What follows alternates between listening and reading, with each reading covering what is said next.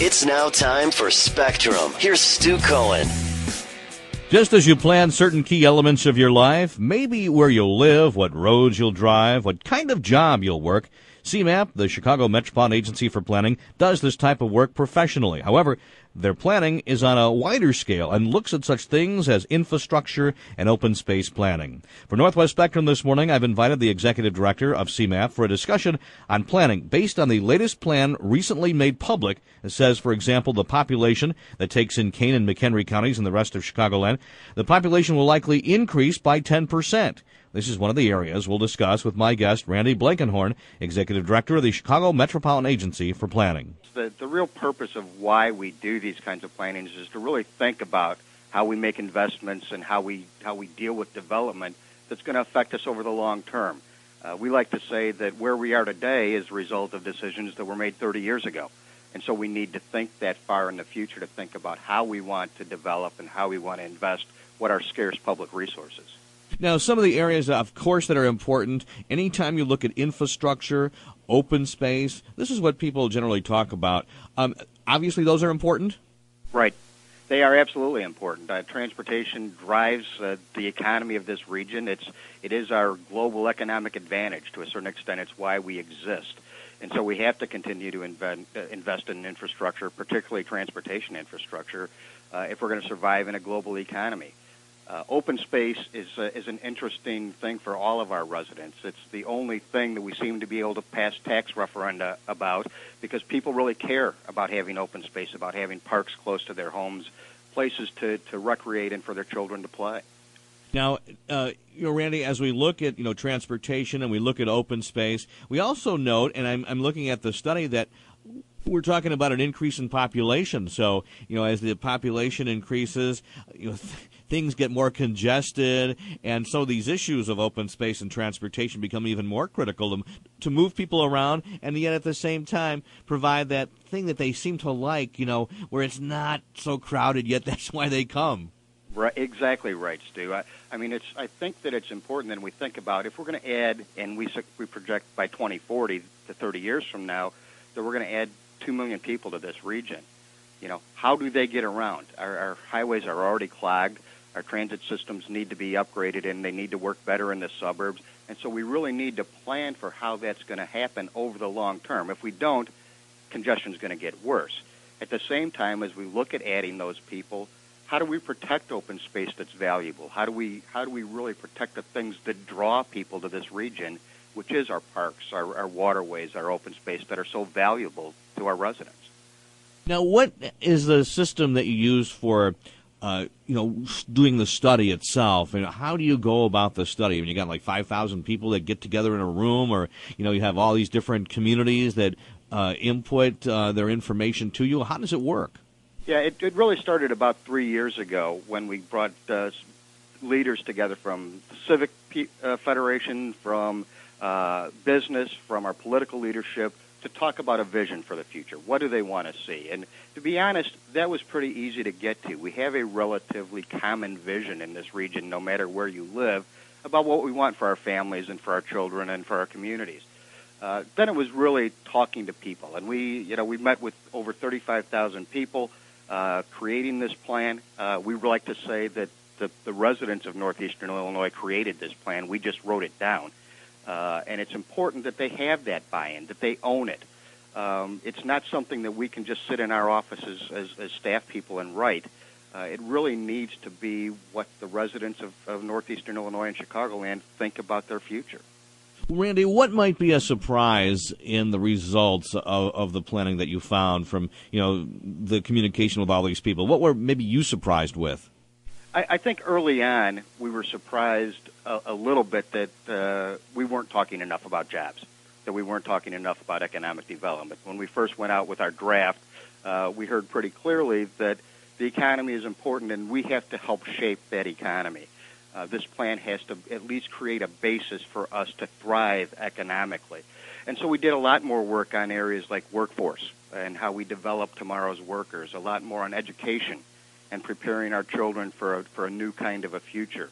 And so we expanded areas that are somewhat non-traditional for planning agencies to really think about this region in a more holistic way, in a more comprehensive way about what's it going to take to keep us a great region in a global economy.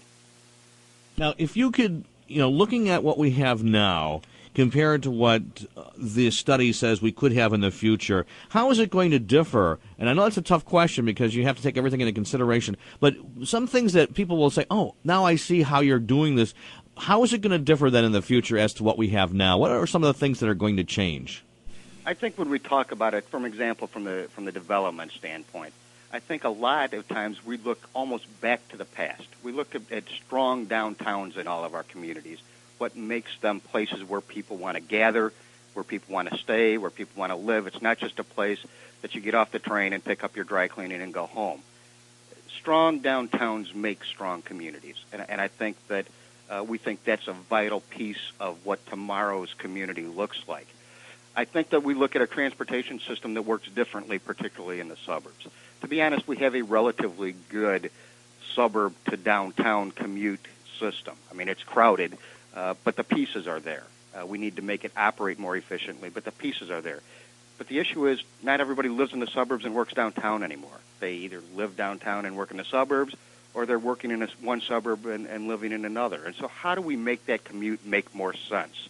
How do we make public transit work in a suburb-to-suburb commute where, in all honesty, the densities are hard to make that happen?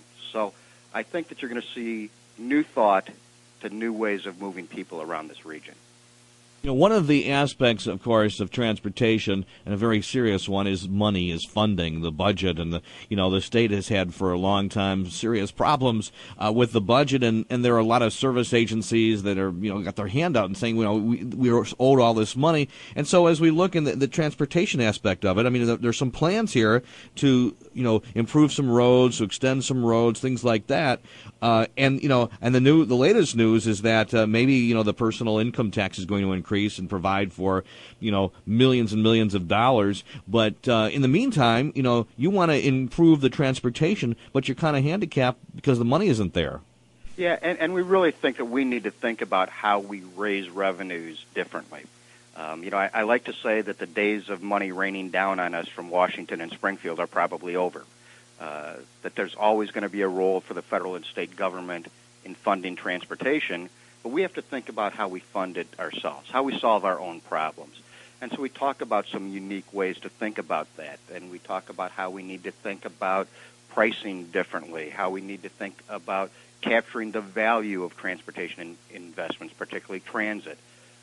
We need to think about new ways of public-private partnerships that are true partnerships. It's not just leasing out facilities for 99 years. It's a partnership where the public interest makes private investment worthwhile.